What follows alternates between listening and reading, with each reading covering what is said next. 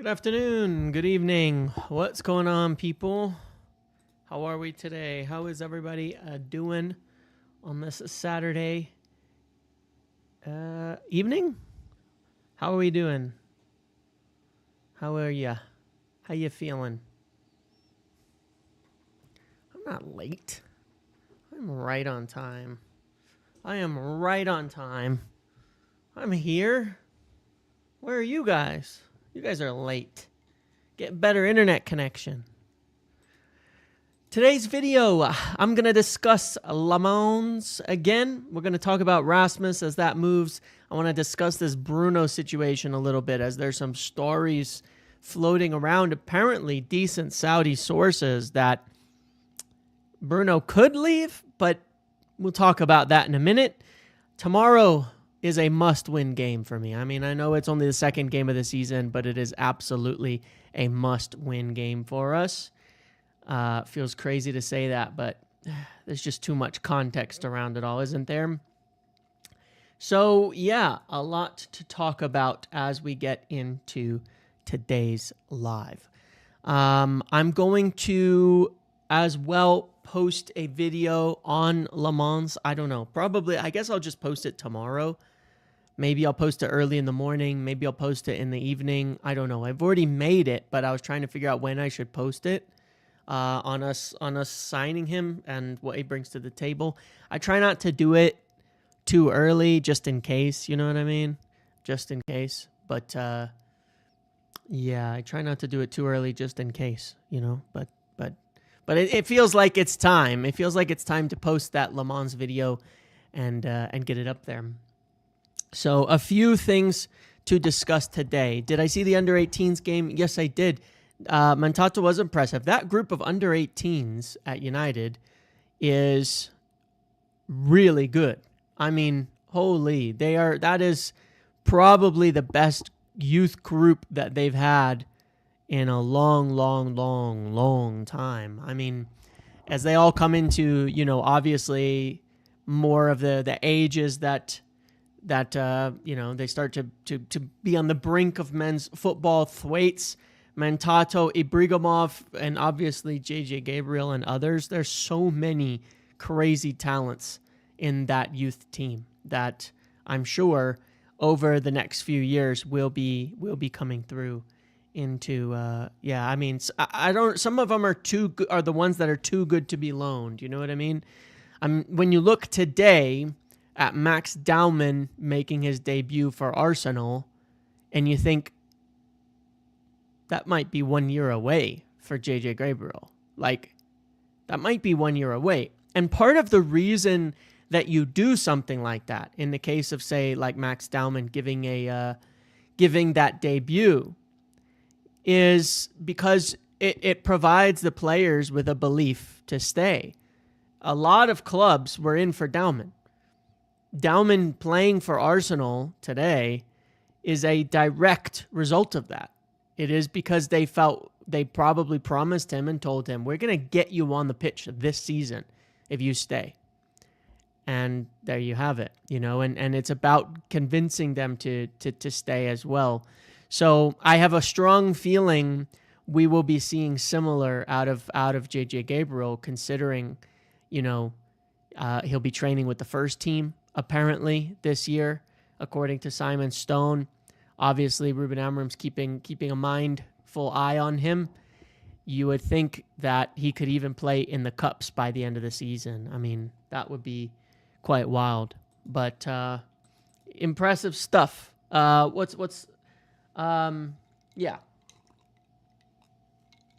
Well, there you go. I'm going to talk about Rasmus Hojlund, as yes, he was not included in the squad once again, did not travel down to London. Do you guys think he's going to take the train on his own? This sounds mean, but I kind of had a funny thing, right? Because last time, obviously, United played, Rasmus arrived on his own to go watch the team. And I was thinking about United, you know, like taking the train down to London, right, for Fulham. I don't know which part of London, but to London down for Fulham. And in, like, the car behind them, there's Rasmus, like, hoodie on, like, following, you know what I mean? Just like walking a little bit behind the team to go hang out in the away section to watch or something like that? Or, you know, or what? Do you think that that's happened? Because he certainly didn't travel with them, but, you know, you never know. He can't let go. He can't let go, man. He's on the bicycle behind him. Yeah. They put him in the luggage area, right? Oh, it's unfortunate. But anyway, yes, we'll talk about the Mullock update on Le Mans. But I was ready. I was ready to post this video. I have it recorded. But let me do my poll and get everybody in here, and then we'll get started, okay?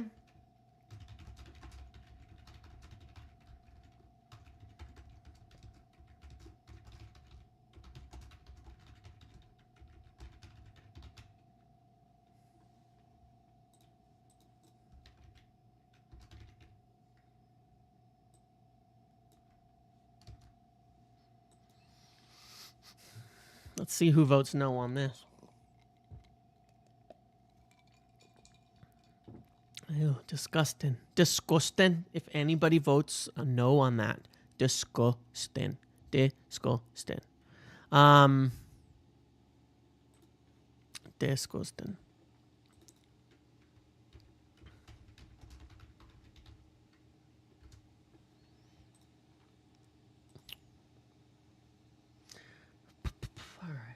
Tweet. Got the tweet out. Got the poll up. All right.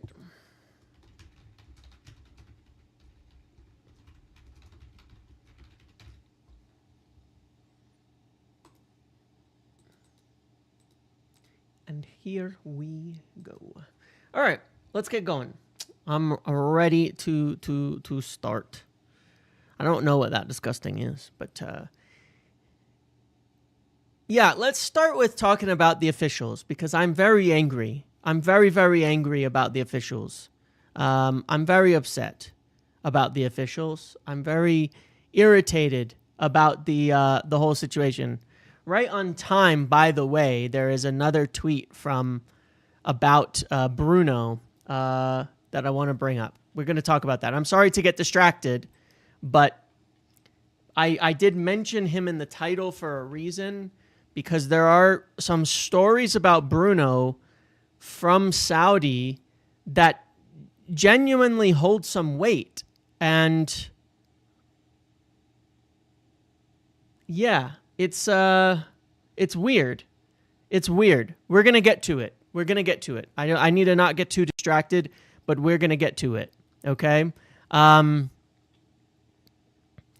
We're going to get to it in just a moment, all right? I do want to talk about this because apparently there's been negotiations over Bruno with both United and him, and they're actually sort of something happening on it from real Saudi sources. But it doesn't really make sense to me, but we're just going to talk about it, and I'm not going to immediately say that it's not true. But let's get to that. I want to start really, really quickly by just saying I am very upset with the officials. I think the refereeing has been an absolute disaster. I think it's been a disgrace. When you look at the goal that was chalked off against Aston Villa for the contact with Emi Martinez, it's an unbelievable joke. It was 1/5 the contact that was with Altay Bayindir. Now, I still think that the keeper needs to be stronger, that you cannot rely on those types of calls to go in your favor. But come on, man, where's the consistency? Then you go to the Arsenal game and you see the final penalty getting called with a foot-on-foot contact that is even less. That is even less than what happened with Cunha in that game. And it's like every single game, every single occurrence, it's called a certain way unless it's United. But if with United, it's like, oh, it's too scary to chalk off a goal against United. But it's so easy to instantly, VAR intervened to chalk that goal off against Villa. He intervened. They literally stopped. It wasn't even the ref. VAR comes in and intervenes and says, no, it's a foul. There is 21 players traveling, so that's one crazy. Player will not That's be insane. In the match squad, assuming either one of the keepers or Fredrickson. There's 21 players traveling, so one player not be in the match squad, assuming one of the keepers or Fredrickson. Yeah, probably. Casa and Bruno leaving, Wharton and Baleba incoming. I doubt it, but we'll talk about it in a minute. That's crazy. And then you look at the foul, and it's like instantly it's a penalty on Dalman because they touched his foot. Where is this shit, man? Like, what is this? How is it possible for them to be this incompetent? And the thing is that I do think they're incompetent. I don't think it's a conspiracy. I think they're grossly incompetent. But the problem is, when you're Manchester United, you're the biggest club in the Prem. And when you call things in favor of Manchester United, or you have to make big calls in favor of Manchester United, it becomes this huge talking point. And that just expresses the incompetence. That just exacerbates the incompetence. I don't think it's even a conspiracy, but it is a factual thing that the feeling of a call, of having to change something against United, means that you're going to get like all this attention. You give United a penalty and they win, you're going to get all this attention. You take away a goal from a team against United, you're going to get all this attention. You're going to get way more than you would in basically any other game. And so it becomes harder to call it for United. It becomes harder for them to do so. They're scared to do so because of the potential backlash. So it's incompetence. It's that thing of never put down to malice, which you can put down to ignorance or incompetence, whatever the last word was. It's the same thing. Point being, it's not about it being malicious, and people argue in bad faith by saying we're talking about it being malicious, but it is a fact. It is a fact that everybody makes a big deal out of it when it's United. Nobody talks about those calls for Arsenal's favor. None. Nobody hears about it. But if United got those, it would be on every network all week. Sky Sports, the internet, everywhere. They'd be talking about United getting those calls. Arsenal get them, you're never going to hear about it again. That's just the truth. And so it's easier for the officials to make those kinds of calls. It's easier because they don't have to think about something else. Because they're a bunch of bitches. That's the fact of the matter. They're a bunch of bitches. They're cowards. They're there to do a job. They're there to do a job, and they're scared to do it. And that makes them unqualified for the position. Doesn't want to talk about refs. Amram doesn't want staff at United raise this. You don't think its bias against United seemed to change with Lampard? He did talk about it last week, and so did Bruno. He did, yeah. Never attribute to malice what can be attributed to incompetence. Yeah, he did talk about it last week, and Bruno did as well. We'll see, but it's starting to become a point where they need to make a big deal out of it. They have to make more of a big deal out of it. Okay, let's talk about Lammens. All right, as United are closing in on a move for Lammens, I think this deal has progressed a bit today, and the understanding that I have of it, at least, is that United feel that they're going to get him. United feel that he wants United, that he's been waiting, that he'll turn down other moves, and he has, and continued to wait for United to make that kind of deal. United have been in contact with his club today, and I feel that they're close to some sort of agreement. I think we'll see on Monday, Tuesday, that this deal being done, if not sooner. I do see that there's a report this evening from Mullock at the Mirror that says that there's an agreement for £16 million plus add-ons. It's about right. I mean, it's going to be about there. Maybe it is done. Maybe he's got it. And it's been agreed this evening. I don't know whether to say that is or isn't, but United are very, very close to this deal either way. And I feel very, very confident that it is going to happen. So anyway, that's good. That's a good thing. We need this badly. Yesterday, I covered, his statistics. Once again, I'll pull this up on the screen, showing, again, top of prevented goals, high in save percentage. If you go to Onana is actually in the negatives on prevented goals. That means Onana actively creates more goals for the opposition than he saves compared to the average, while or to XG or however, while Lammens is preventing. It's a swing of almost, statistically, it's a swing of almost a goal every 2.5 games. That's how unbelievable that is, by the way. Just statistically. A goal every 2.5 games from your keeper. Just think of it that way. That's the swing in terms of the numbers, which is amazing to think about. Amazing to think about. A goal every 2.5 games from your keeper. So think of it like as if you had a player, 38 games in a season. Let's see, what is that? He would be 15 goals. It's the equivalent of adding a 15-goal scorer.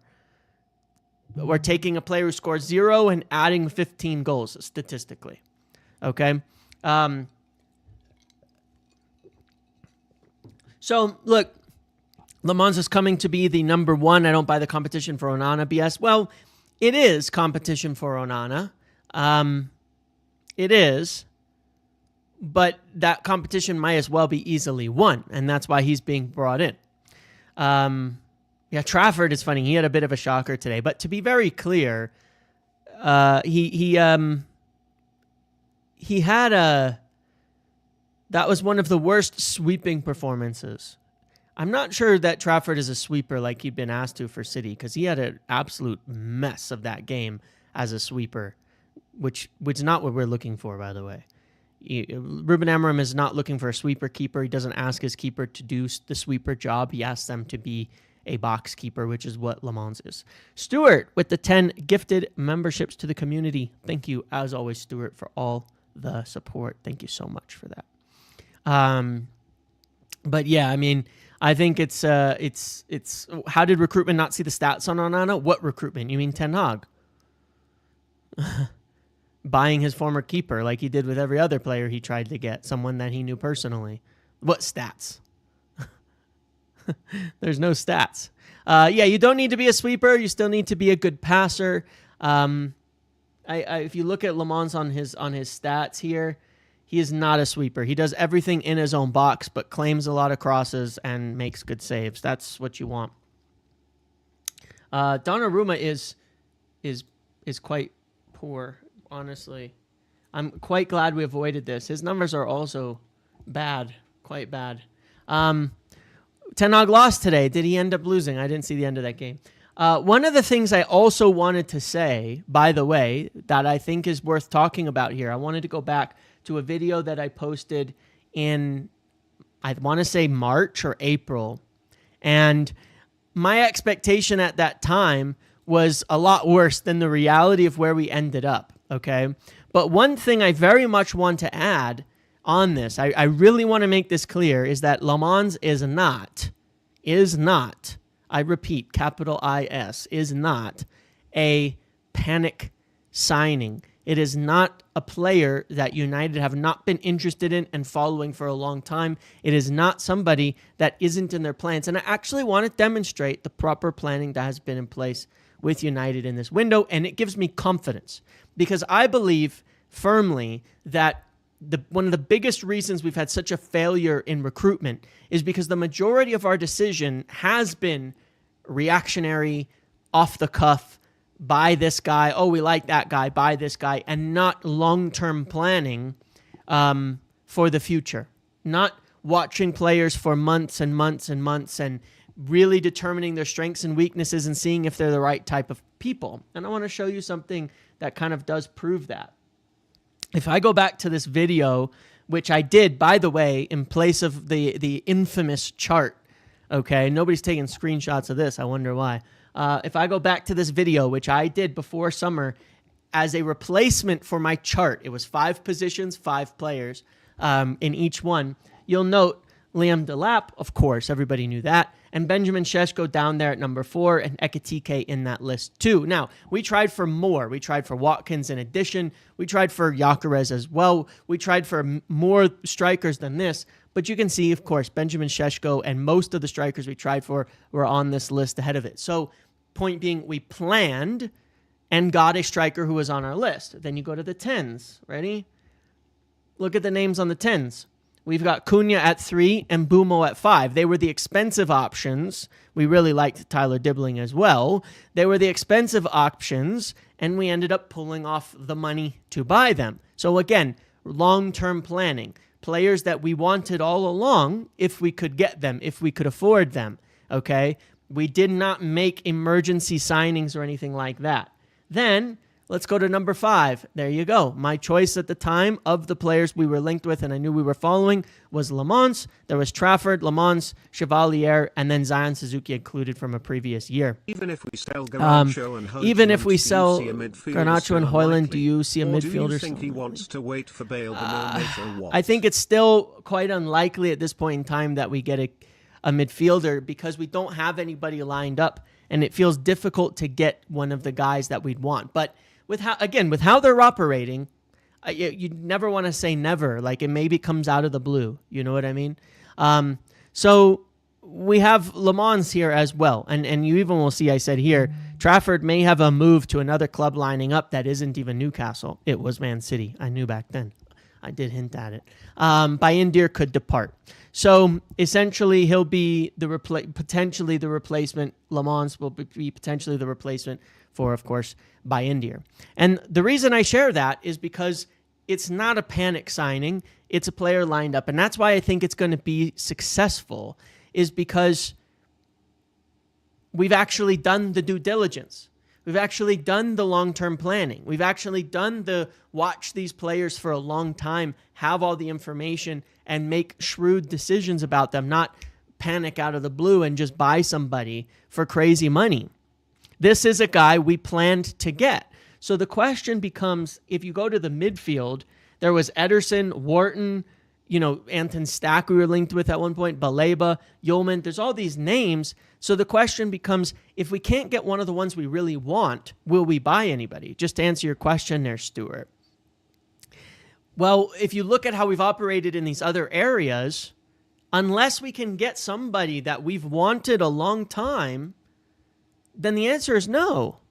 Then we probably won't, because I don't think we will go spend money on a player we haven't been following and planning for all season. You know what I'm saying? That and I'm not sure those guys are available. So, but you never know. You never know with these guys. You never know. But maybe it is one of them. Maybe they make some sales and they throw 80 million at Wharton or something like that. Or maybe they throw a bunch of money at somebody else. Hackney's already moved, didn't he? Didn't Hackney join someone else? Am I crazy? Didn't he get sold, or did that move fall through? I don't remember. I don't know. But I don't think Hackney is the right profile anymore. That's another kind of more like a Bruno replacement, not somebody to play next to Bruno, though he would be very good as a Bruno replacement in that position to progress the ball. He didn't move. That one fell through, didn't it? He ended up not making that move. There was some move lined up, right? And then it fell through? Okay. Anyway, turned it down. Okay, he's still at Boro. Okay. Thank you, guys. So yeah, it's an interesting one. It's an interesting situation here, but I don't think we go for somebody we haven't been planning for. Maybe we'll throw money at it at the end of the window and somebody that we really, really like, somebody that we really, really like. Baleba was somebody that was on everybody's list to be clear Black Jedi, but somebody that I think was viewed as entirely unobtainable and technically was. So I don't even think it was a thought, because I think it was felt like there's no way to get him, which technically is true. So we weren't really planning on buying him this summer. We were planning on 2026, which is still essentially the plan. So yeah, I'm happy for them. I'm happy for them to wait. I'm happy for them to wait right now. If they cannot get one of their main guys, I'm happy for them to wait. For me, that's the right decision, rather than get the wrong person and pay an enormous amount of money for the wrong person. Now, we may have some money incoming, of course, that could change this situation, and that comes by form of Rasmus Hojlund, which seems to be the deal that is nearer to being done. In yesterday's video,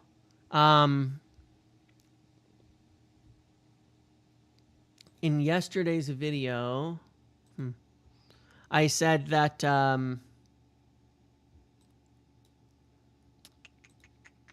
what did I say about Hojlund there? Sorry.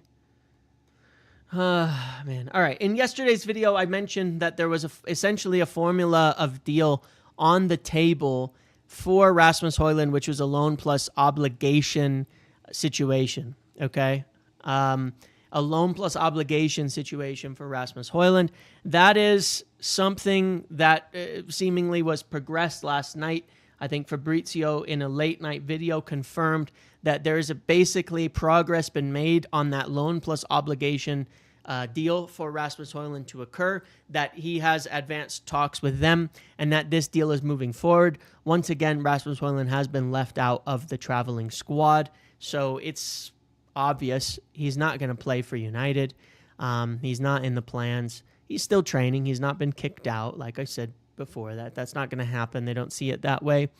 But yeah, this deal is close to done with Napoli now. It's up to him. There's some reports out of Italy saying now that it's almost done, but it's hard to trust some of those. I firmly believe Fabrizio will be the one to kind of confirm it at this point in time. He will be the one to confirm it at this point in time and be certain.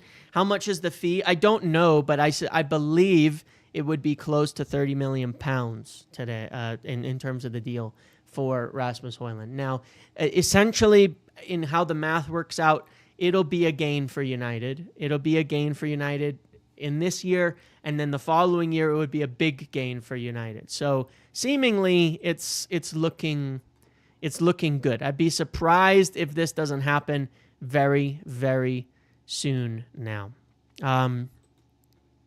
This looks like a Monday, Tuesday, type of thing.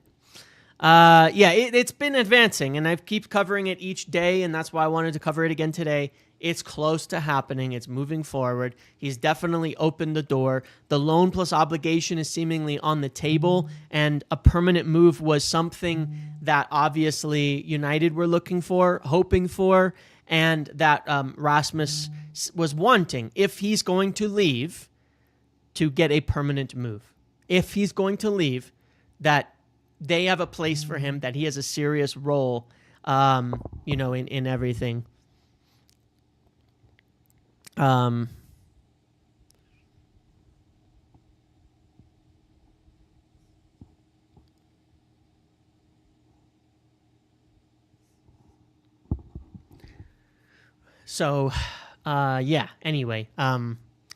he wanted to have that serious role to stay wherever he goes, so that he can get that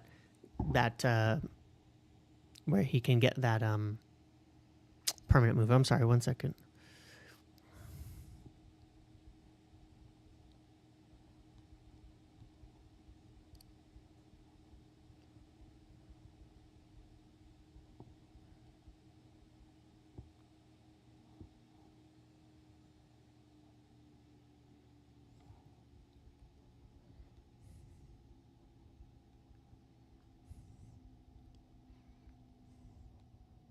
One second, guys. I'm sorry. I'm just answering a couple of messages here and there on some things. All right. I'm sorry. Sometimes I'm trying to just ask some questions while we're doing the lives, because I want to talk about the Bruno things in a minute. And, there's actually things like happening and being reported on it right now. And like there's real stuff in it, and there's real stuff in this. So let me see. Was that what I want to talk about next? Should we just talk about that now? Yeah, let's talk about that now. All right. So Lammens almost done. Rasmus almost done the other way. Bruno to Saudi. This is a really, really strange thing, right? Because obviously we had at the start of the summer, this was the main thing, right? This was the main thing that was going on. Fabrizio just said Antwerp asking for 25 million euros now. Well, that's fine. It seems like we're close on something there. Negotiations for Lammens started around 20 million package. Antwerp are now asking for 25. It seems like It says they moved up the price a little bit. All right, whatever. I guess we'll see. I guess we'll see. Regardless, I think it'll be fine. I think we get that 16 million pounds plus add-ons. Makes sense though, doesn't it? That report that what's his name, Mullock put out would be, what is euros to pounds? What did he say? 16 would be 19. So if it was like 19 million euros plus 6 or 5 or something, it seems like that would make sense. So maybe Mullock's got it.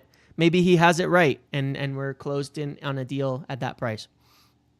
Okay, so obviously on Bruno,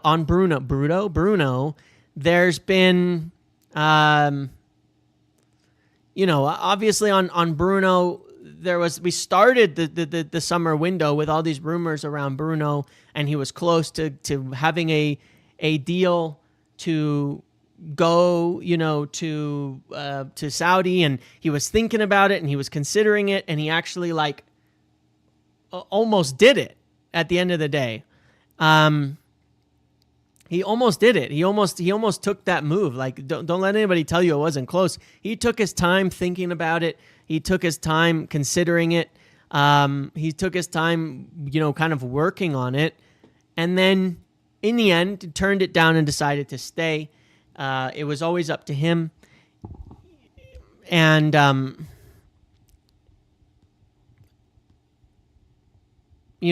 then it was obviously like, all right, Bruno's here, he's staying, all of that. Now we get towards the end of the window and what's happened here. Well, kind of out of the blue,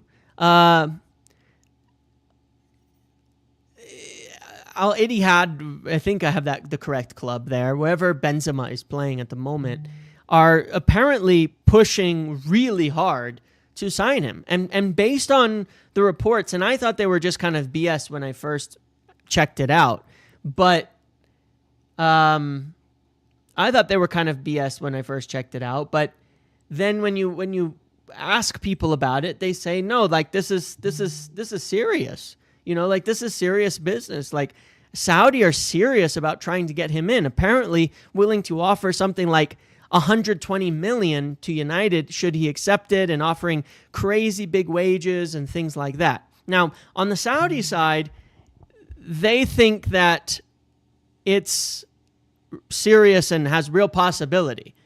On the United side, I hear it's like, come on, there's no chance of this happening. Again, it would be entirely up to Bruno. Would Bruno turn it down? I'm sure he will, right? So it's a weird one, though, because I want to cast it off immediately and say there's no chance. It's not happening.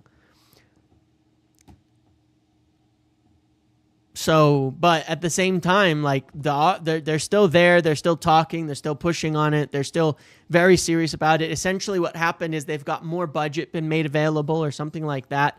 So when I've just asked Saudi people, like the people I speak with, to confirm whether the Saudi news is actually like good or real or not, right? And we've turned a lot of the news down and said a lot of it is crap that's out there.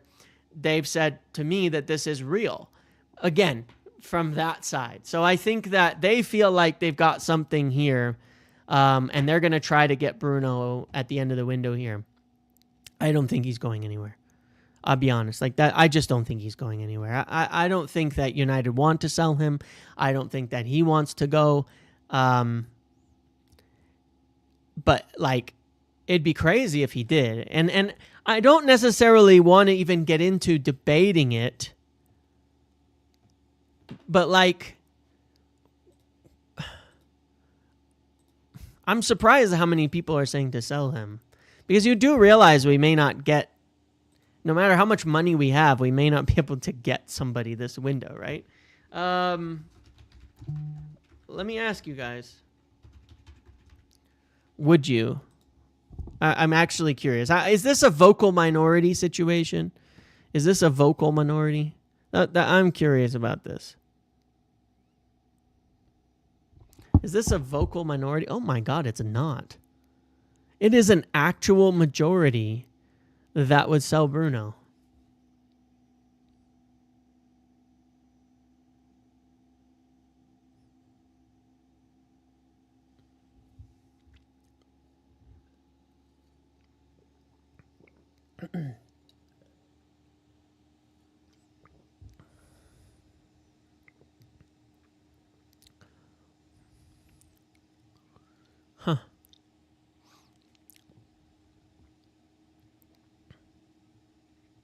I'm not saying you're right or wrong. Because at the start of summer, I said I would understand if we sell Bruno Fernandes, right? I would understand if he chooses to leave. At the age and the place he is in his career, the money that we could use to spend and all of that. On August 23rd,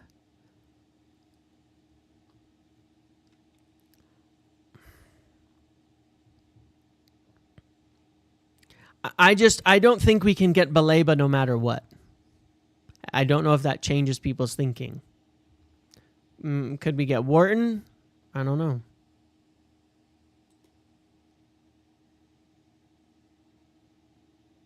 I don't know. James, why did the likes of Lucas Dawson Wheeler say United getting a GK is unlikely then an hour later? That is a good question, Jason. Lammens. So I actually found the wording really, really clever, and I think that this is sometimes what happens, and it's happened to me. So it's happened to me. I've been in this position, and I get it. Here's what happened with those journalists, Jason. Now, we could say they're crap journalists and things like that, but it's not true in this case. In this case, right? Because what happened? They were there at Carrington. I know how it goes. They had a conversation with somebody. They had a reason to ask that kind of question. They had a reason to give that kind of answer.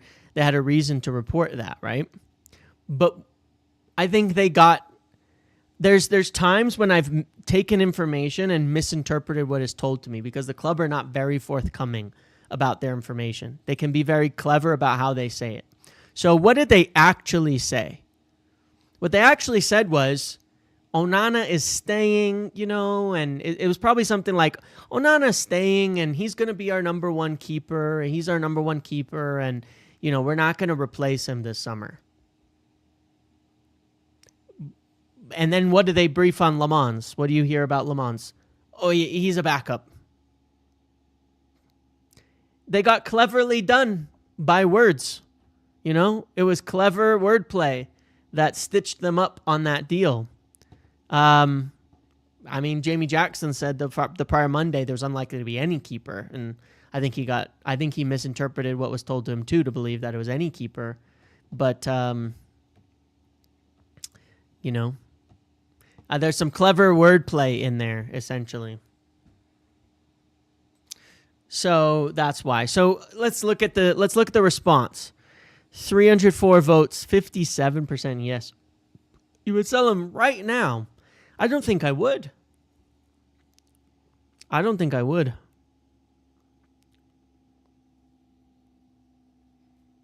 I don't think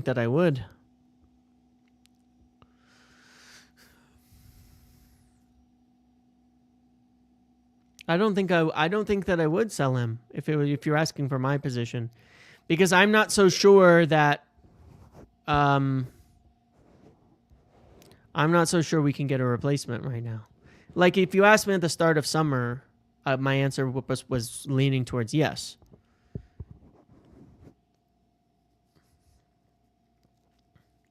I don't think we can get a replacement of requisite quality this summer.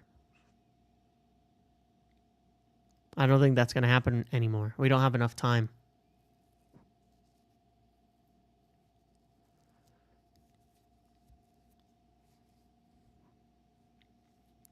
And I think with a keeper being brought in, I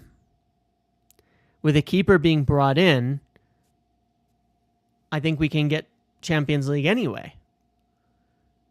So I'd rather have him get Champions League and sort it out next year. And we'll have plenty of money. I don't think Stiller's a good fit for the Premier League, like at all. I don't think that that's the case. I don't think it's that simple. I don't think there's that many players that we could like.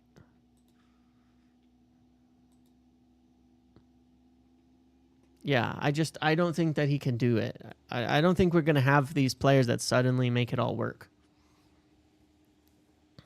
I don't think Kabi can take over from Bruno, sorry to say. I think Kabi Casemiro is asking for serious trouble because, by the way, I don't know if anybody remembers, we tried a Kabi Casemiro midfield. It was awful.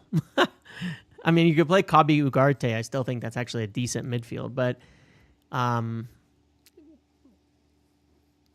you say Baleba, but we can't get Baleba. He's not for sale. You can't buy something that's not for sale. I don't think Wharton is for sale either. And those are probably the only two players that I would sell him for. If I could get one of those, then I would do it. But I don't think I can get either of those.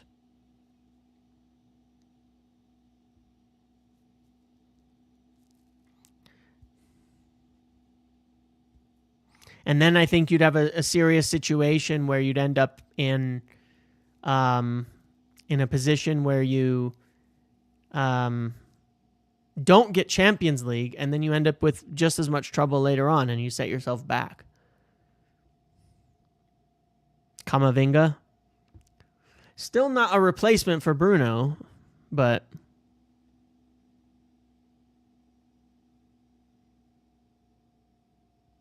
still not a replacement for Bruno. Bruno's our main problem in midfield. I don't think that's necessarily the case, huh? Why don't you think Mount? Mount doesn't have the passing range. I think Mount's a good player, but I don't think he has the passing range. He's actually not a good, like he doesn't have the passing range. He's not a good carrier of the ball. Mount is a very good one-touch player, which is why he often plays in the final third and makes an impact in the final third. But I do not like Mount in the midfield. I never have thought he was a good midfielder.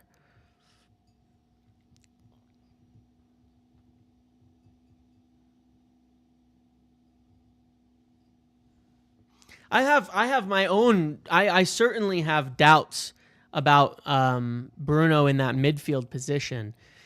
You'd have to get Ederson. Ederson would be a decent replacement, though. Ederson would work. Ederson could partner both Casemiro, Ugarte, even arguably Kabi Mainoo. Ederson would be a decent replacement, to be fair. He might. Ederson would be decent.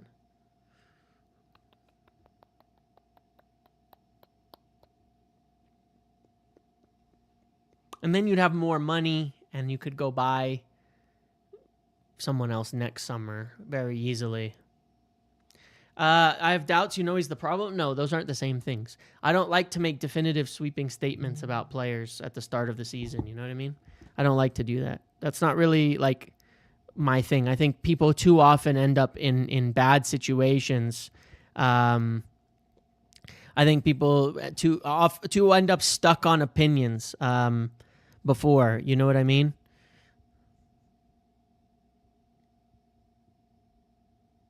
So it says United. It doesn't say, by the way, it doesn't say that Le Mans increased the price, just to be clear. It says United started the negotiations at 17 million euros plus 3 million in add-ons. Antwerp are asking for 25 million euros. So it just says there's a 5 million euros gap. So that's probably close. That's probably why I've heard it's close, because 5 million euros is not big. I think this will get done. 18 or 19 million plus 5, we probably find a middle ground there. And I think it'll get done. I don't think Bruno's the problem. Ahmad's starting tomorrow, going on Snapchat. What do you mean, Ramon? I don't like making those big sweeping statements, okay? I don't like making those big sweeping statements about things. If Bruno could have an incredible season from the 8, he could have if he plays well tomorrow and helps us win from the 8 and does a great job, then suddenly people will be saying he's not the problem. I don't think he's why we lost against Arsenal at all, frankly. I didn't even think he had a great game, but I don't think he's why we lost. I'm somewhat, what's the word for it, neutral to the situation. Bruno hinders us getting Champions League football. He doesn't fit the system Amram's playing. I do agree with you that there's questions about his fit, but there's questions about every single midfielder we have at United. And you might say, well, then we should sell the guy we can. But let me add something to that. Push comes to shove, you push Bruno back up into the 10 because someone gets injured, or let's say Cunha's out for 5 games. Who do you put in the 10? For me, you put Bruno in the 10. And you instantly have a very good option without weakening the team. And then you could run Mainu and Ugarte or Mainu and Casemiro deep, and you put Bruno up into the 10. If you need to rotate, if you need to change, if you have an injury, you just push Bruno up. And that's one of the big values that he has, that he can add you a top performance in the 10 position and succeed. Mount is Mount. I like Mason Mount.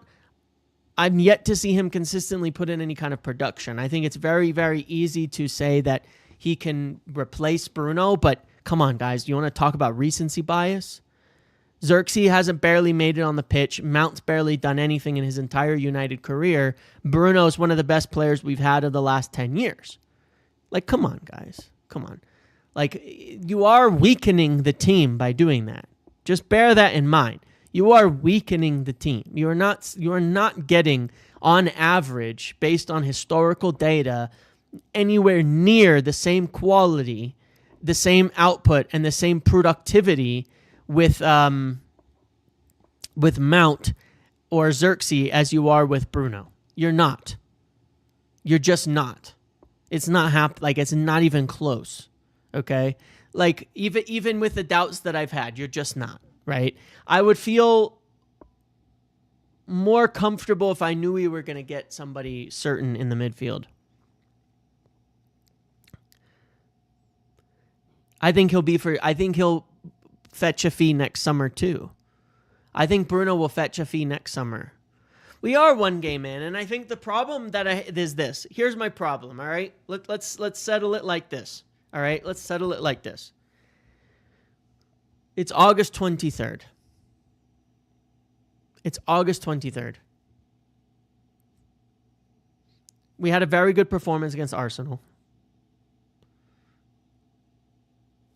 We have a leader in the dressing room who is, by all accounts, helping to create a very solid, winning-driven culture that we've not had in a long time. We have a team that's together. We have one game a week. We have questions over a lot of people and a lot of new players. If we sell, gotta have priority targets lined up. If we sell, gotta have priority targets lined up, exactly. I think it's just too naive to think it'll work. It's the type of thing that on paper, I can understand the reason you would want it. I can understand the reason you would want it on paper. I can understand the arguments for it on paper. But I don't think it will work out the way you think it'll work out. I have my suspicions. Thank you, Kevin Coley, for donating 10 memberships to the community. Thank you so much for that. I really appreciate it. Again, it always means a lot whenever you guys give me that kind of support on the channel and to the community and everything. Thank you, Kevin. Appreciate that. I'm just going to repeat that from my feelings on this. I don't think it will work the way you think it will. If it was at the start of summer, then it might.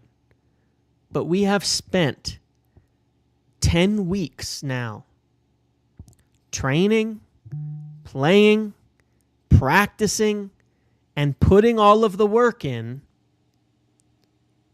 for a way of playing that always includes Bruno Fernandes. If you take Bruno out of that, suddenly you don't have that anymore. All that work you did changes drastically because you've had this fulcrum in the middle. And you rip that out, and I think you can really, really, really underestimate the impact that has on the team. I think it can really underestimate what kind of trouble that might cause. When you've spent all summer training and practicing a certain way.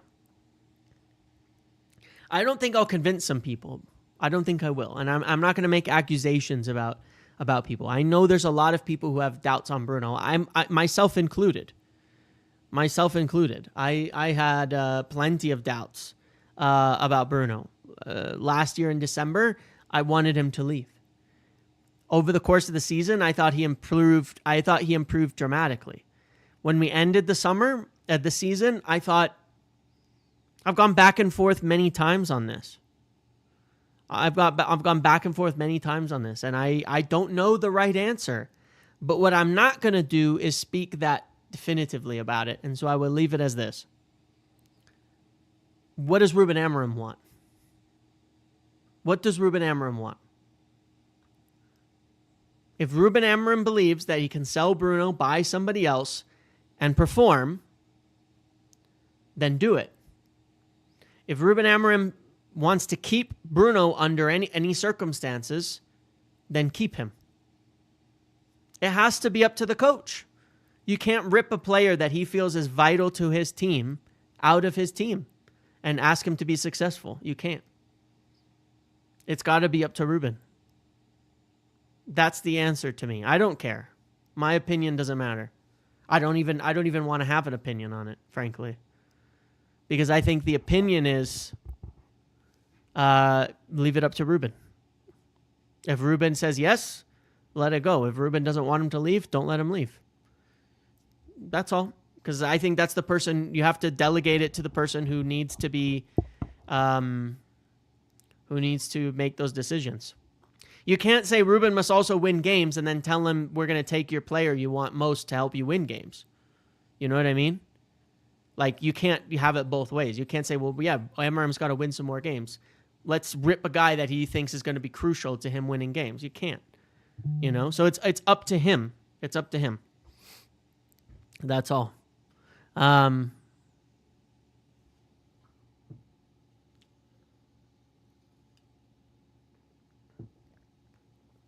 I've got my doubts. But that's the guy we're going to go with right now. That's the guy we're going with. That's the boss at the moment. We have to back it. We have to back it. Blaming the decline of the team on Bruno is kind of crazy, you know?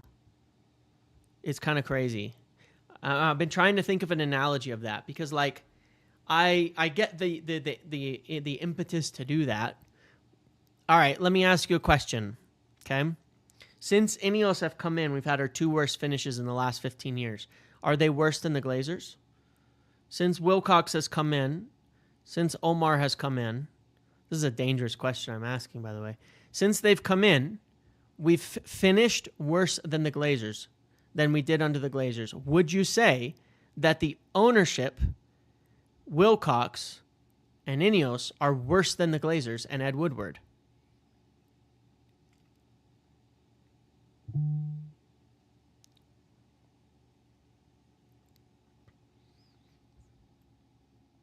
Some people will say yes, but I think the majority of you are smart people.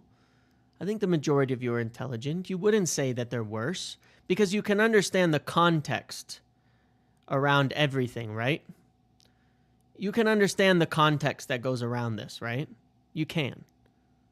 You can understand the context that you have an entire team, you have an entire basis, you have an entire club, you have hundreds of people involved in that, dozens of people, okay, that have things there, and that sometimes you have to turn things over.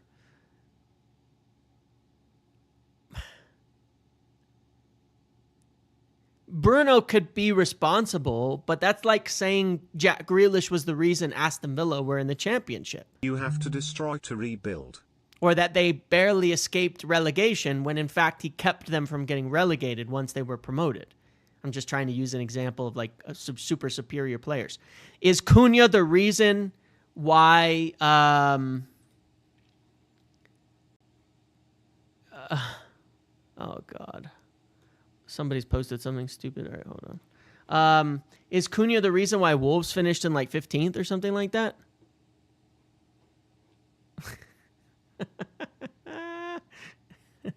Sorry. Sorry. Is Cunha the reason that Wolves finished 15th? Like, you can get good players on bad teams. They're not the reason they finished that low. Okay? Like, do you so I don't think it's fair to say Bruno's why we finished worse as a team. You know what I mean? Same as I don't think it's fair to say Ruben's why we finished 15th last year with a team that wasn't his. That makes no sense either. That's why I'm like, oh man, like, I don't think the discussion is that simple. It has to be contextual. One guy is not the reason why. Roy Keane was with Forest and they got relegated. Like, one person is not the reason for any of it. It's not Bruno's not the reason we finished 15th. Neither is Ruben. There's an entire team and years of things that contribute to all of that. What you don't know. Like, better to sell a player too soon than too late. I'm not sure I agree with that, by the way. I'm not sure I actually agree with that. It's better. You don't have to sell. You don't always have to sell. There's a world where you never have to sell somebody. Thanks, Ramon. You might have missed your message, but there's a world where you don't actually even have to sell. That's the best world. Okay. You don't know if we took Bruno out last year, would we have actually been relegated? We don't know if we'd kept Ten Hag, would the team have imploded to the point where we had 633 injuries and they would have gotten relegated. You don't know whether it actually got worse or better because of one person or not. You actually don't know that. Performance-wise and based on the analytics, our performance got better under Ruben than it did under Ten Hag, and we stopped having the injuries reduced by about 50%. You don't actually know where it would have gone with Ten Hag. Would we have made the European final with Ten Hag? Absolutely not. So we might have finished 13th in the league, but not made a European final. We might have finished 17th in the league. We might have had so many people injured that we couldn't even field a full squad with the way that Ten Hag was going. Like, you just don't know how to look at these things because it's impossible to judge on these small bases when you're talking about one person. On a small basis when you're talking about one person. Over time, you learn more. He must be giving them encouragement. If these Saudi clubs keep coming in for Bruno, he must be giving them encouragement. Maybe. I mean, I'm sure his agent is, which is his job. You know what I mean? Thank you, Ramon. Thank you for that. I'm sure his agent is, which is his job, right? His job is to, of course, look out for a player, look out for the money, look out for these types of things. The way that I look at it is this. We can all have very, very different opinions, and I appreciate the debate. There's no doubt about that, because none of us can be absolutely right in these things. It's an unknown. There's too many unknown factors in all of this. But it's far too easy to make definitive sweeping statements. The only thing we truly can do is trust the guys that are putting a team together. Because I'll tell you the facts. The only way we will ever be successful is the board are aligned on a goal. They hire somebody who can execute that goal. They recruit players in line with that goal, and they appoint a manager in line with that goal, and they build together. Whatever that idea is, that's the only way you can be successful, okay? Every team that has been successful does that. Alignment from top to bottom. So the one thing we can't do is say, let's just make random decisions that people might not want.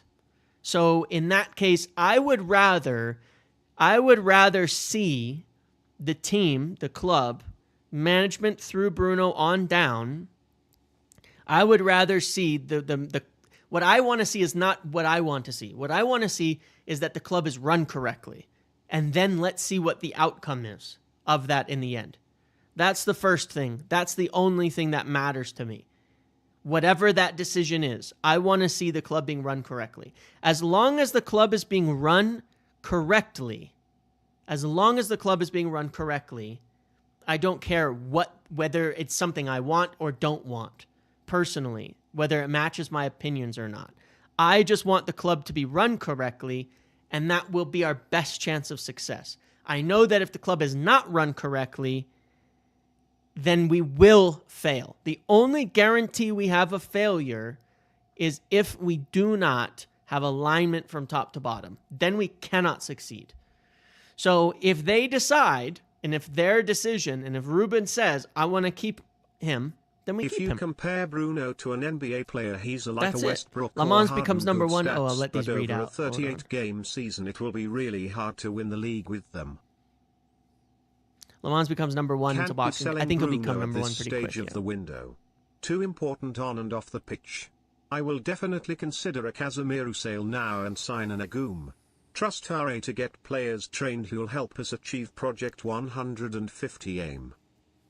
If you compare Bruno to an NBA player, he's like Westbrook or Harden, good stats, but over 30, it'd be really hard to win the league with him. Maybe HKN. I think I do. I don't necessarily disagree with the basketball comparison. I've made that one myself, but I think the difference is you've seen Westbrook in a well-built team and Harden in a well-built team, and they've screwed it up. I've not seen Bruno in a well-built team. I've seen Bruno in a bad team. I've seen Bruno carrying broken teams. I've seen Bruno playing in teams that are, like I say, Frankenstein's monster. I've not seen Bruno in a good team yet. That's the question. In a very good team, what is Bruno?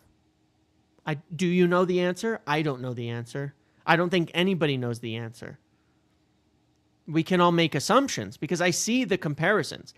Low efficiency, high volume. Trust me, I've made the comparison before.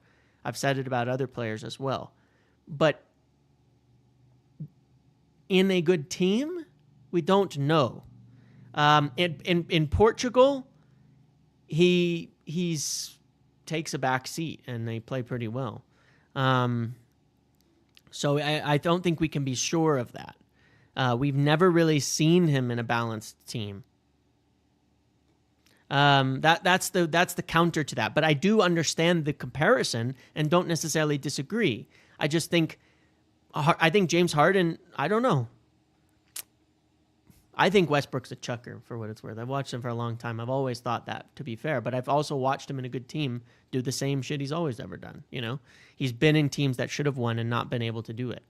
Can't be selling Bruno at this stage of the window. Too important on and off the pitch. I would definitely consider a Casemiro sale and sign a Gume. Trust RA to get players trained will help us achieve. Yeah, I would certainly more consider a Casemiro sale for somebody else. Definitely.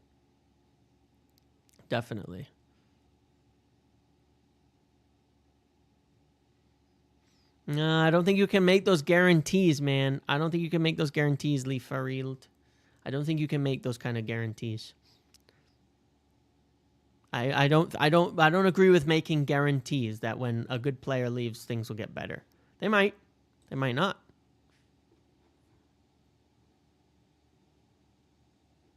They might not. We'll see later. We will see later. We can't sell Casemiro. I know that's an issue. Here's the question that I have for you guys, though. Just pause for 1 minute on this whole discussion and realize something. We probably don't need to sell Bruno in order to go buy a midfielder. So if we're not getting a midfielder, it's not because we're not selling Bruno. It's just because we didn't want to. When we had Pogba, Matic, Greenwood, $50 Marshall, Cavani, HKN. Wow, that's thank a you good for team. that. From Holy what cow. I've seen, the less United relied on Bruno, the better we do as a team. The more his usage goes up, the worse we are. High usage player that loses the ball a lot. I actually completely agree with you. But if you remember that season, Rashford, Martial, Cavani, Greenwood, we scored a lot of goals, but Bruno was there.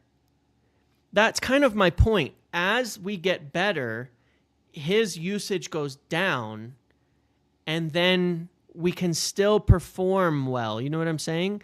I very much agree with your point. But wasn't that season an indication that Bruno can be effective in a team that has more winners around him, that has more effective players around him, and be successful? Because I think that in that season, it showed it doesn't have to be the Bruno show. And we can still win a lot of games and score a lot of goals. You know what I mean?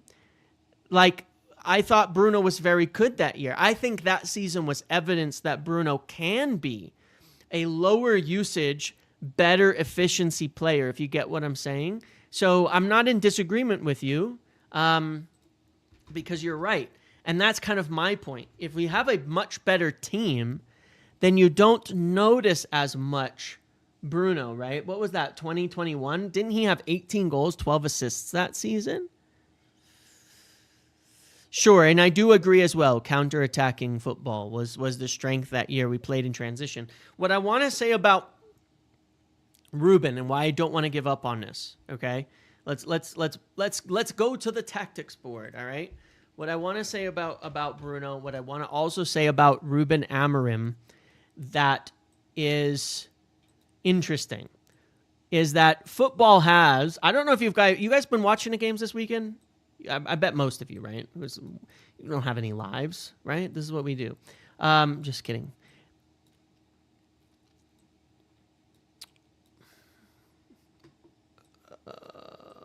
One moment, please. If you have noticed, football is very cyclical, right?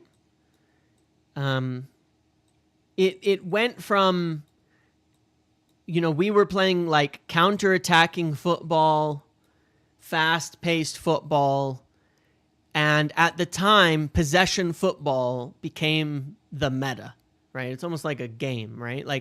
Well, it is a game, obviously, but it's been kind of like the meta, right? To play possession. It was all about Pep ball and Arteta ball came around, and it was like, it was all about playing possession. We tried to make an adjustment towards that. Bruno is not the best possession player, okay? I'm going to fundamentally agree with you 100%. Bruno, if we are trying to build a slower possession-based team, I would sell Bruno in a heartbeat. However, football has gone back around a little bit, hasn't it? This is proven by statistics, by the way, that last season, the ramp up in transitions and transitional attacks was higher than ever. And if you've been watching these first 2 weeks,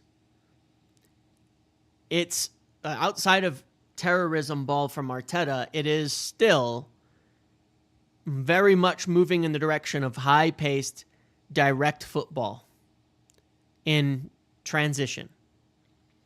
I think for once, we've got the right manager at the right time for that.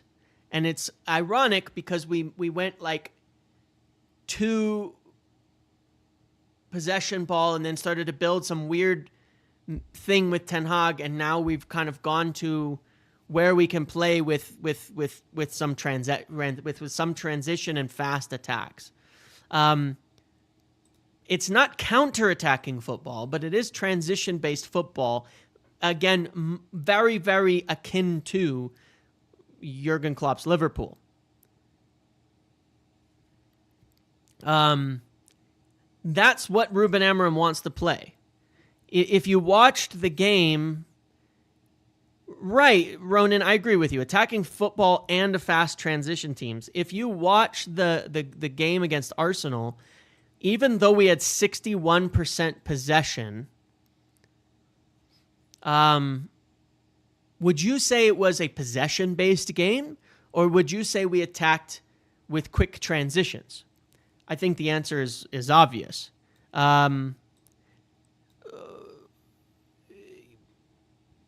We played very, very fast. We shot the ball out and spat it out wide quickly to Mbumo on the break, to Dorgu on the break. These are the ways that Amorim likes to play football. He likes to play football, bait the press, right? Wait for them to press you, and then hit quick, boom, boom, boom, and send the ball out and go flying in transition. We saw those moves over and over and over. Anti-press football. Let them press, boom, create artificial transitions, through the wide areas and then in direct, right? We've been doing that for some time. That's the direction. That's the way that Ruben Amorim wants to play. It's basically the most modern form of football that there is right now. It is the way that teams are trending. PSG do it. Believe it or not, when it matters. They're capable of a few different things. But PSG do it, even under Enrique. They play possession. But like you saw in the Champions League, boom, they will generate those fast artificial transitions time and time again to score when it matters. Okay? Every top team is doing it.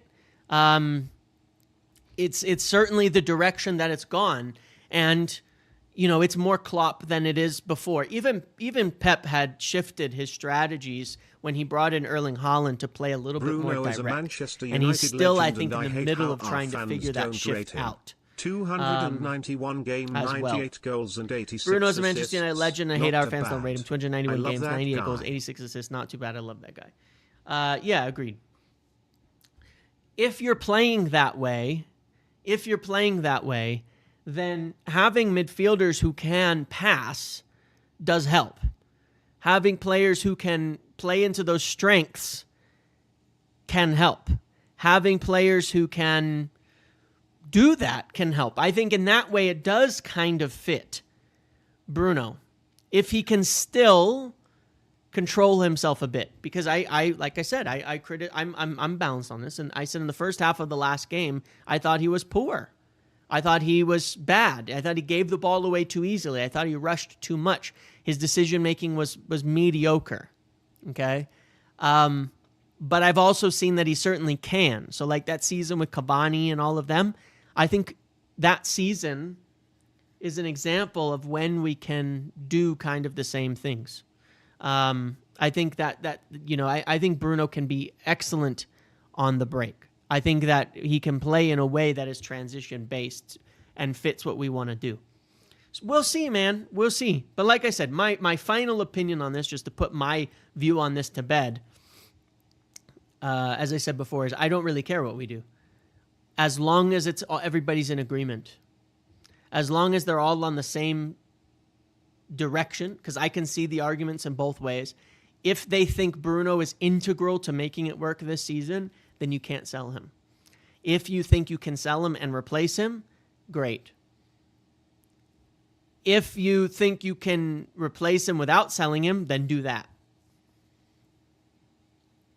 But I do think that people think it's a little easier than it might be to replace a player and all of that as well. But I see the argument in many different lights. So I'm going to defer to essentially the manager.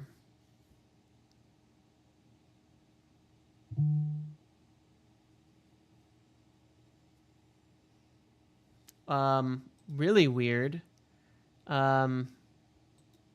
Somebody's just sent me on this because there is seriousness on the. Like I said, I also think it's a timing thing. I think if you sold Bruno at the beginning of the window, I think it would be clear. I think if you try to sell him now, it's a little bit different. But this guy says me this: the Etihad president has just reposted this tweet. I don't understand how these Saudi clubs work, for what it's worth, but he's just reposted this. It says, leaks are a part of football, but sometimes revealing a name or details too early can derail negotiations and put the team in an awkward position. Why? Because the other club holds onto their player more tightly and raises the price after pressures from their fans. Therefore, if you are a journalist, a platform, or an influencer, be cautious so as not to be the reason for a deal falling through for your team due to meaningless exclusivity. Which is quite odd. I have no idea how things happen over there in Saudi and how this all just goes on. But like, regardless, I think if this is relevant to the Bruno situation, it's telling you the answer. As I said, on their side, they think it's serious. On our side, I don't think United want to sell Bruno Fernandes, and I don't think they will. I think that there's nothing much in it from a United perspective in terms of even considering it. So we can debate it till the cows come home, but I'd almost rather not. Because, let's be real, guys. Hopefully we can all be on the same page on this. There's a game tomorrow. There's a game tomorrow. It was depressing to me that, like, you get this thing that happens, right? Before Arsenal, we got word that Baleba was off, essentially. And then everybody was all depressed and upset, and the mood was shit and things like that. And then we pick a team, and it's depressed, and the mood is shit, and we're gonna perform really, really terribly and all of that, right? I don't want I'm tired, man. I'm tired of the fan base being so negative ahead of the games. Can we? I know we need to win games, guys, but at the same time, can we not have that good feeling as a group ahead of this game against Fulham? Can we not just instead be like, let's get a win and back the players? I'm really unhappy that after a good performance against Arsenal, there's so much criticism of so many people, individuals. I get it. They didn't win the game. But it's way too much, man. It's way too early in the season for everything to be so negative on a bunch of players who probably, who like, come on, you know what I mean? Where they're going to be important parts of the team for the rest of the season. That's the part I don't like. I feel that way about every single one of our players beyond the ones who actually won't be a part of it. That's what I don't want. I want positivity. Everybody's going to have their opinions, but I want positivity. I want us to all at least be supporting the team, even if we have disagreements and different opinions and things like that. What I hate is the idea that, like, people are going to be sitting there like, well, fuck, we should have sold Bruno or something, you know what I mean? And making it this big thing, whether it's relevant or not, that I don't like that. I would like us to be happy as a unit and hope we get the win, and then we can be happy about that, but obviously we need to win some football games. But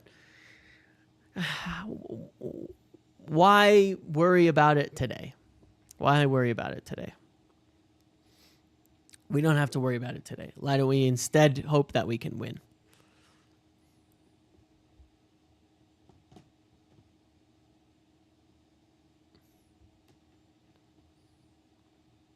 It does work amazing. It's very, very easy to drive things in on negativity. No, I mean, we have the same things. It's going to be, like I look at the problem, Marcus. I know this isn't you, by the way, but the problem, Marcus, on the Bruno debate is that there's another aspect to it, which it becomes another thing as a stick being used to beat Amorim with, because he selects him, because he likes him. This is why Ruben Amorim is going to fail. This is why he does this. This is why he does that. The same as it was about, it's blocking Kobbie Mainoo. And it's, I know that's not your reasoning, Marcus, by the way.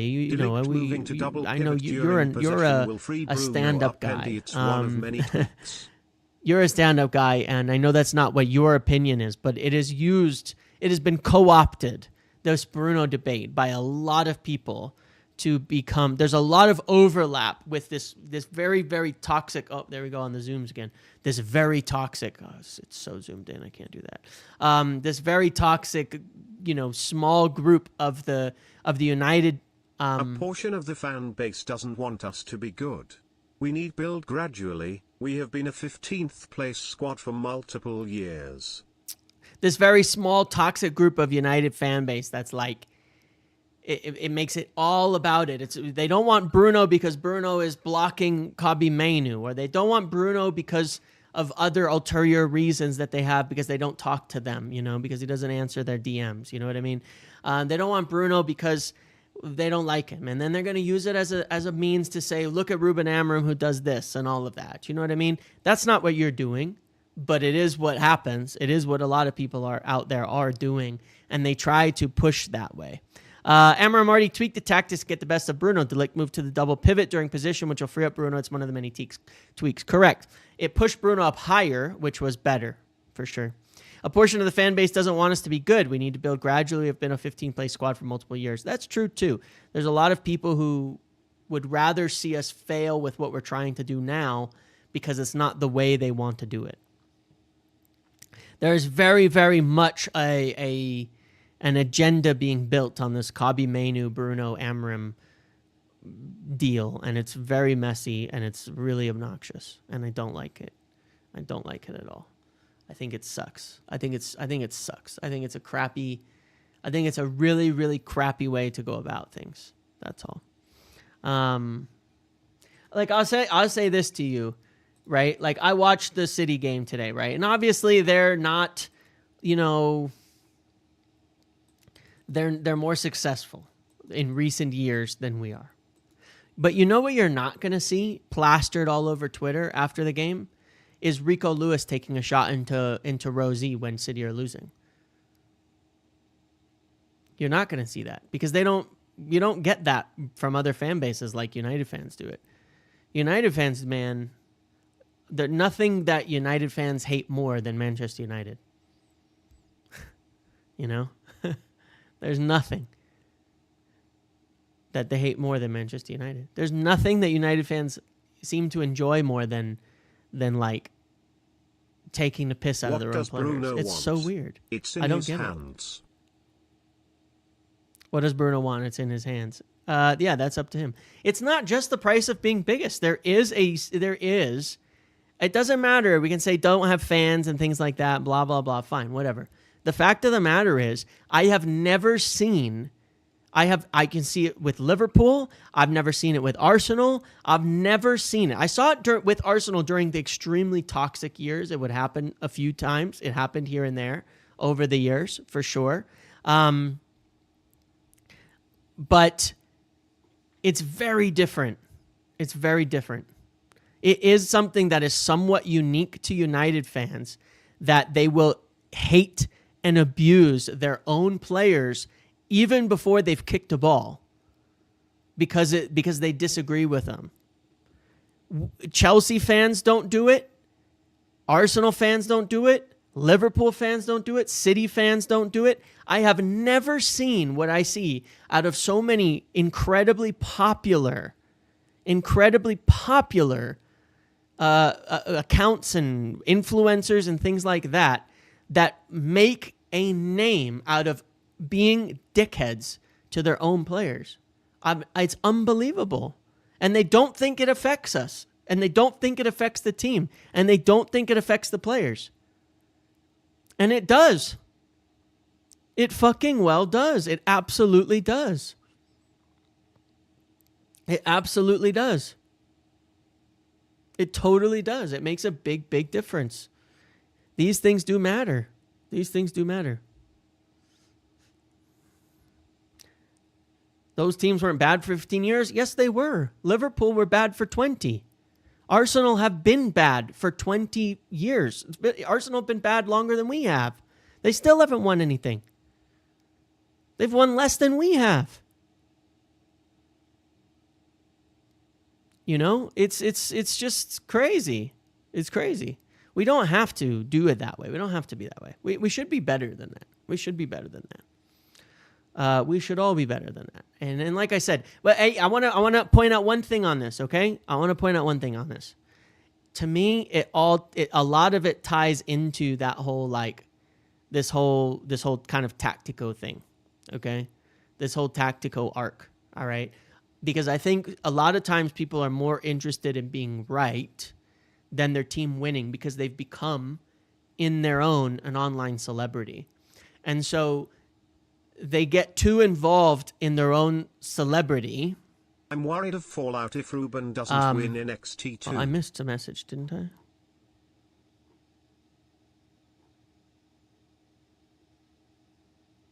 It's weird. I feel like I missed a message.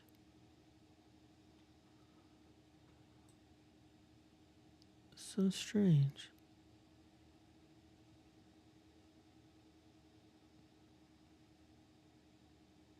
Any chance of a center back, sorry, Angie, of this season with Garna and Hojlund going? I think an elite midfielder is unlikely, but any high potential signing like heaven. We have been looking at center backs, so I would still keep an eye on that. I'm worried of fallout if Ruben doesn't win the next two. I mean, true as well. We need to win. We do need to win the next couple of games. That's why I say it's a must win. We do have to start winning games. Don't get me wrong on that. Don't get me wrong on that. But look, like I said, I think a lot of people are more interested in their own celebrity than they are, and they influence people. People are easily influenced. People follow loud voices and things like that. People are easily influenced into feeling a certain way. And there's a lot of people who would much rather be right than than the club be successful if they're at odds with it. If it's not a decision that they like, then then they will do that. It's the same thing like I talked about with Ruben's tactics. None of them, many of them United fans, zero, admitted in this whole week, I've been waiting for it, zero, not a single one of them made a video saying, I got it wrong on Ruben Amorim's tactics about this inverted center back. None. Not a single one. A lot of the same people spun up a new drama about Kobbie Mainoo. None of them admitted they were wrong about this situation, but instead spun up a new drama to use against him. You know what I mean? That's what happened. That's exactly what happened. That's where it came from, right? There's a few people who got the tactics right, who James Alcott and some other people. It's actually like 3 James or something like that. Oh, I know you. You changed your name, didn't you? I know who you are. 11 Shial X. You revealed it last time. I know who you are. But no, it was the same thing. Lammens won't join because won't play with Antwerp because he is close to joining Manchester United. Well, there you go. Like, deal almost done. I think Monday, Tuesday it'll be done. They're just waiting for the team to play bad, then they'll pick up right where they left off. Exactly. The point is that there's too many people caught up in that, and it creates drama, and it creates difficulty. There's plenty of valid criticisms and things like that. There's plenty of... It is Hamza. He was the... No, it's Hamza because he was the Martial fan. Yeah. And he's probably changed it so we don't know it's him, but it matches his MO exactly. It's absolutely Hamza. He revealed himself as an Arsenal fan and he just changed his name. It's all the new generation. Yeah, exactly. New tactics. Amram right tweaked it. He was listening. Succeed. It's all the new generation knows they'd rather be right than see the team succeed. Yeah, pretty much exactly that. But that's what I'm saying. Like, there's plenty of valid criticisms, but I'll tell you what will happen, right? Marcus will sit here and say he's not a huge fan of Bruno, right? If Bruno plays really well tomorrow and does amazing, Marcus will go, oh, that's great. Awesome. Congratulations. Good job, Bruno. You've done it. Keep that up. That's what he will do. I'm sure of it. Of course.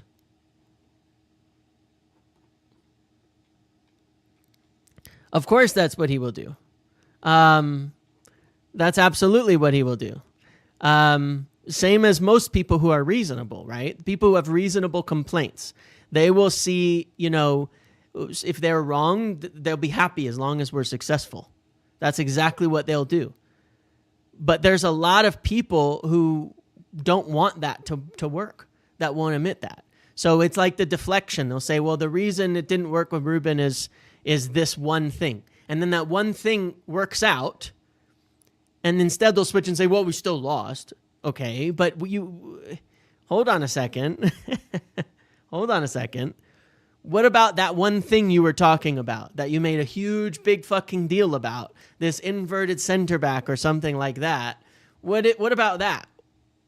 What about that? They won't acknowledge it. They won't. And instead we'll twist it into something else. That's what I don't like, and that's what I don't want to happen. So there's plenty of valid criticisms of Bruno, but there's plenty of valid people who will say it's great. They'll just move the goalpost into something else. If it doesn't work, and they won't acknowledge it. And that is a huge part of it. I'll give you an example, okay? Because I've admitted wrongness on a number of things, like, for example, Matthijs de Ligt, right? I'll give you an example of what's very, very quiet today. What's very, very quiet today. Most of the United, most tacticos, let's call them, I spend too much time talking about it. Most tacticos were giving the absolute massive, big shit up for Delap before summer. Correct? You guys remember that? How much hype they were giving over Delap. Remember, Gyökeres, complete fraud, awful footballer. Liam Delap, incredible, world-class potential, top player. If you dared to disagree with that opinion, then you were unknowledgeable and foolish. Not everybody's like that, by the way. There's plenty of people who had opinions about Delap and Gyökeres and things like that that are very, very reasonable. But there was a decent subset of this same people that were high on that Delap hype. That guy stinks, okay? That guy stinks, all right? He couldn't eat at a Chinese buffet. He stinks. He stinks. That guy's oh my goodness, man. He could not score in a brothel. He has nothing to offer. He is a very, very much mediocre footballer, all right?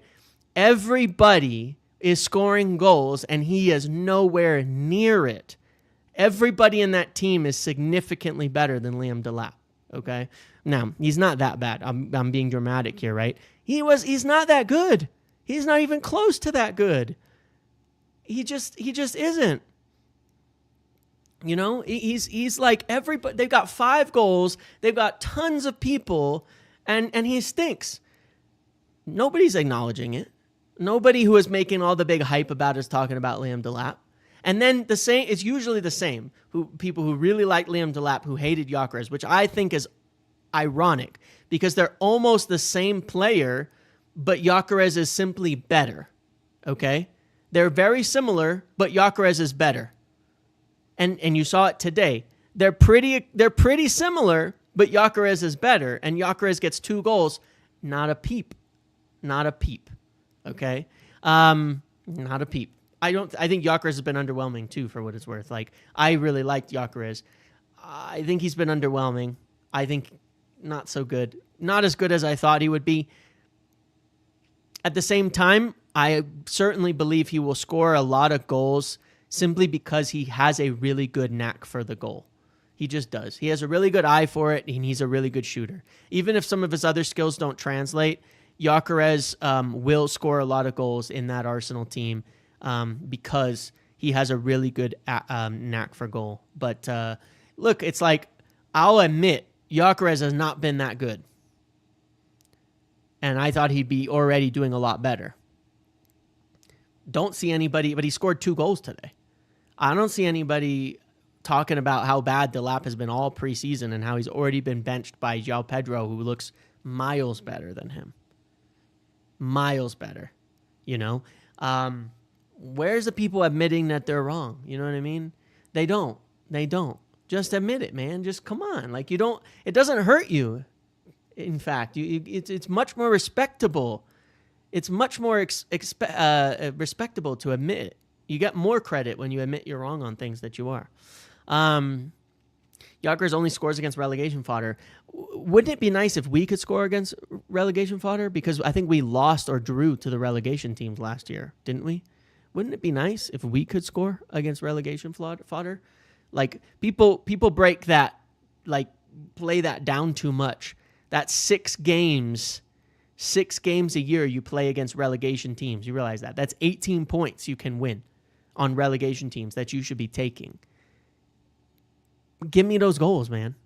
Give me those goals. Give me those goals. Give me those goals against relegations. I want players who are scoring goals against relegation teams. For sure. That's what you want. That's how you climb the table, is by beating the bad teams. You know? Beat the bad teams. It's easier to beat the bad teams. That's where you should get the points. Anyway, it's just a funny dynamic. We're full on yapping now, but it's just an interesting dynamic, and something I really don't like in the fan base in general. I'm just not big on it. I'm just not big on this whole this whole way that we do things these days of like, it's just it messes with my head, man, and I don't think it's right. And I wish that there was more. Like, if we had a together fan base, right? What would have happened to last week if we had an honest fan base in general? In the last week, we would have said, look, we've had a really bad couple of years. We've bought really good players. We finally had a full preseason, and we put in a great performance against a team that finished second 3 years in a row, and we only lost to arguably a keeper foul or mistake, and should have had a penalty. And people could have objectively, as a fan base, looked at that and said, "This is nice. This is good. This is good. Let's back the team. Let's support the squad. Let's be together. Let's have a positive environment. Let's not abuse people on Twitter." Instead, it was manufactured drama after manufactured drama after manufactured drama all week. It affects things. It bothers people. It does not help. I'm just telling you the truth. It does not help. It doesn't. This pressure, like when people talk about the pressure of Manchester United, what do you think that is? Where do you think that comes from? Like, where does that come from? It comes from the fans. That's the pressure. I'm not saying you shouldn't have the pressure to win, but like, hello, when there's reasons to be positive, I think we should be positive. And I do think it actually makes a difference. One of the things that I haven't liked, and I'm not putting this on it, but I think most people have recognized that the atmosphere at Old Trafford has been bad recently. Do you think you'd agree? I remember it being a lot better back in 2020 and before. And I feel like year by year it gets worse and worse. Now, some of that is, of course, simply not winning, right? But don't you think it matters? Don't you think it matters? The home environment at Old Trafford has been, at least from the outside, it sounds crappy. Like, it sounds weak. It's often very quiet compared to what I remember for quite a long time. I don't know. And I think that it could be better. I think it could be better. We need the wins. There's no doubt about it. But it's like, I don't know, man. They do contribute. As fans, I think there is a ability to contribute. I think there is an ability to contribute. I think that would be nice. I think that we can contribute as a fan base. I think that the atmospheres come together, and anyway, regardless, it doesn't matter. I'm just saying.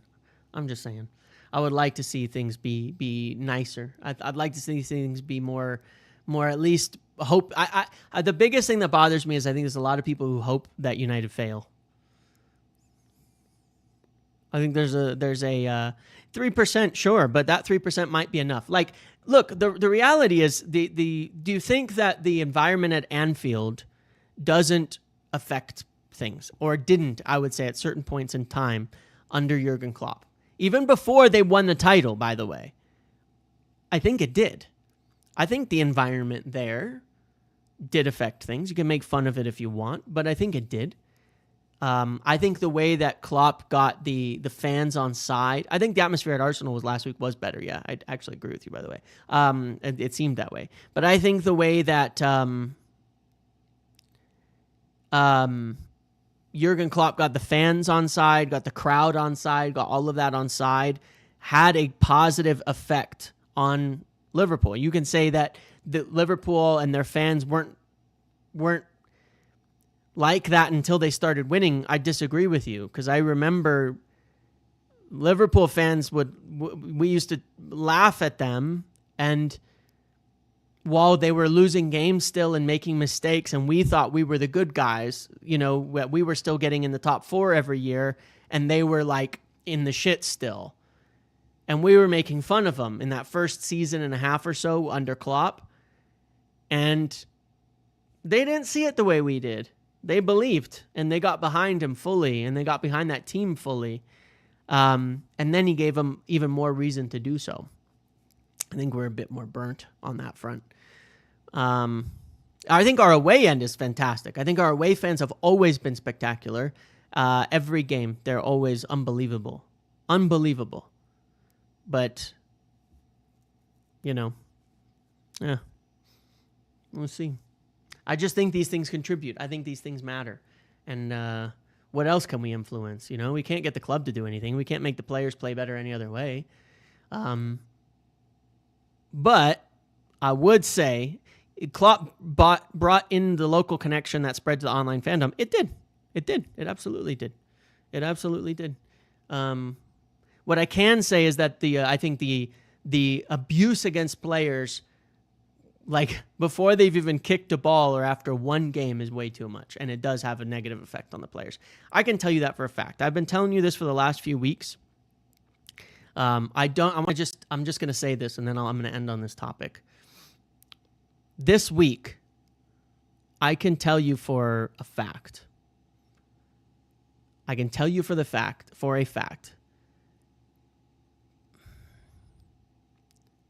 And you can say that it doesn't matter, whatever. But I can tell you for a fact that I had an experience, an interaction that shows me very much that the abuse of certain players really gets to them and really gets to the team and is a problem, and it bothers people. And it bothers people around them, and it bothers their family, and it has a real negative effect on things. It's not helping. And most of it is driven by United fans. And you have to wonder, if it's not helping, why do it? Why do it? And it's way beyond just little criticisms. It's way beyond, just saying, oh, XYZ had a bad game or XYZ did this or that. There is the amount of abuse that goes on that is seen by players, their families, staff, things like that, has a real effect on people. It has a real effect on people. It is nasty stuff. Nasty stuff. It has a real effect on them. It does. It just very much does, unfortunately. Harry Maguire's come through it. Doesn't mean that it didn't affect him and didn't elongate that period of him struggling. It doesn't make him a bad person because a year he spent really hurting from those issues, and it still affects the way that he interacts with fans today.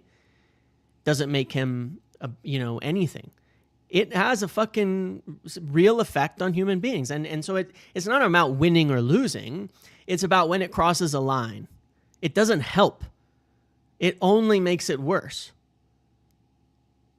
No, it did not make Maguire a better player. He was better before it. Really enjoy your channel, My old mum said they would break your heart. THSTs 70 years ago. Really enjoy your channel. My mom said they would break your heart. That was 70 years ago. Wow. Thank you, Peter. Appreciate that. Maguire did all right despite it. He said it affected his family, everything. Yeah, very recently he spoke about it. It was a huge factor in what happened with Pogba and this fan base and his relationship with United in the last year or two of him being at United.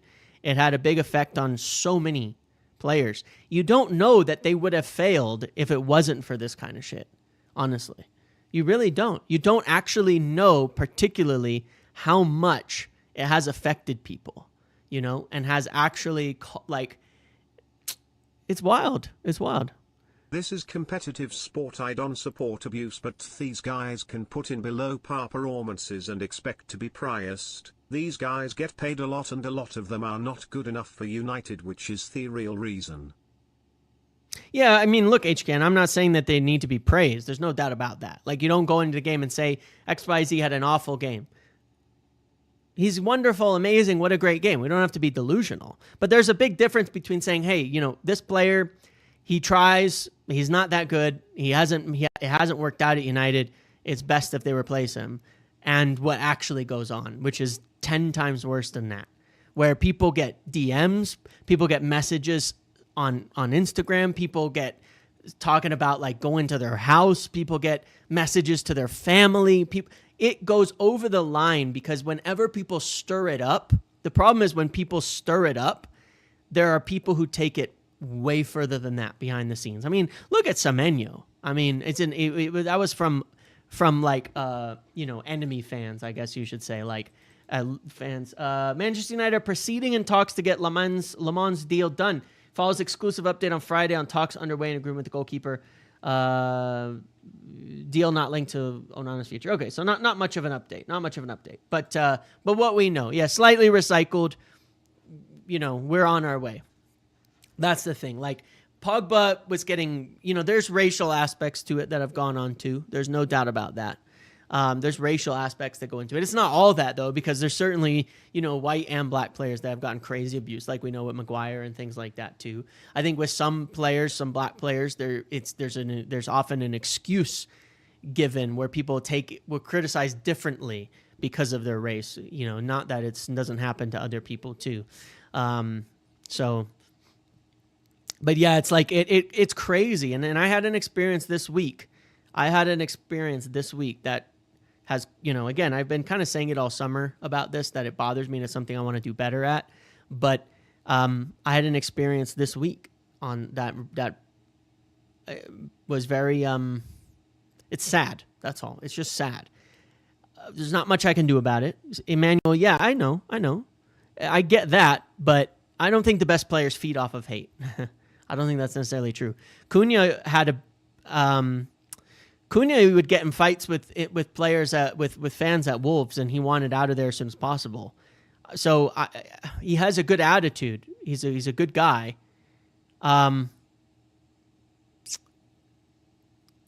If you start abusing Cunha, I don't think he's actually going to respond to that positively.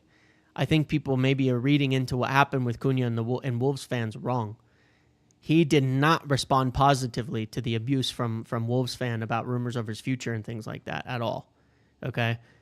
Just to be clear. I think you have a little bit of a mistake in your estimation of his mindset if you think that he will thrive off of being abused by United fans, because he won't. To hell with it, James. Name them, shame them. Well, it's not about naming specific people. It's just a fact that I do know this week. I did have an experience this week that just reaffirmed to me that it goes way too far, and it sucks, man, and it's kind of sad. I can't do anything about it except spend 45 minutes talking about it and hope it changes a few people's behaviors and constantly push for that. That's all. That's all I can do. That's all I can do. That's all.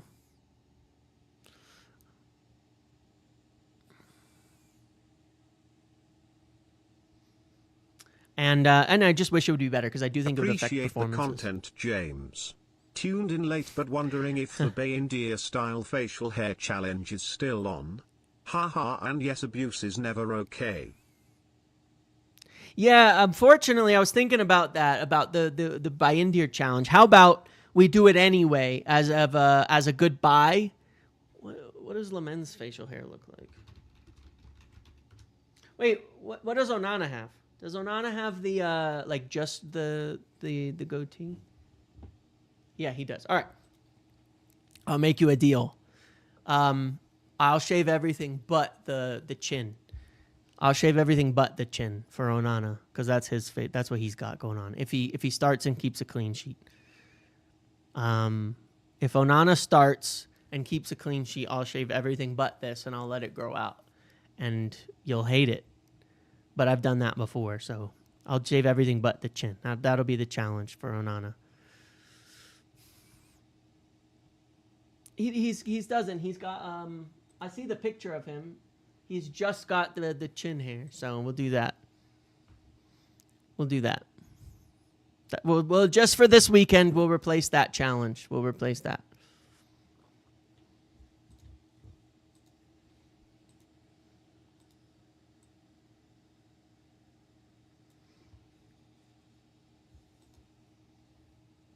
Well, that's not happening.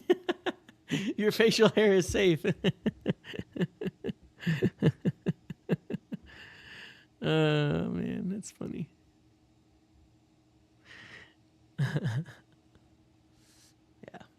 No, I was not waiting for an indie exclusive. Let's end it here, guys. I'm gonna end it here. All right. This will be it. I'm gonna end it here. We've talked about it enough. I'll be back in the morning before the game. As with yesterday, we will of course have a watch along. Again, Lammens moving towards a final deal. He's being left out tomorrow. We're getting close. I'm sure it'll be done Monday or Tuesday. Hojlund to Napoli is continuing to move. I think that'll also be done Monday or Tuesday. What we do there's this very interesting thing we need to keep following up on with Bruno. Very interesting one. I don't know what to make of it yet. I don't think anything's going to happen from United side though, but from the Saudi side they seem to be pushing it. So we'll see. All right, let's end it there. Bye Lexi, bye Henry, bye everybody. See ya, Uzair. Have a good one. To everybody here, thank you very much, and I will see you in the morning or afternoon, depending on where you all. Okay, thank you all. Appreciate you all. Thank you for all the gifted memberships from Stuart and Kevin, and all of the chat donations and things like that. Thank you, HKN, KN, for the big donation.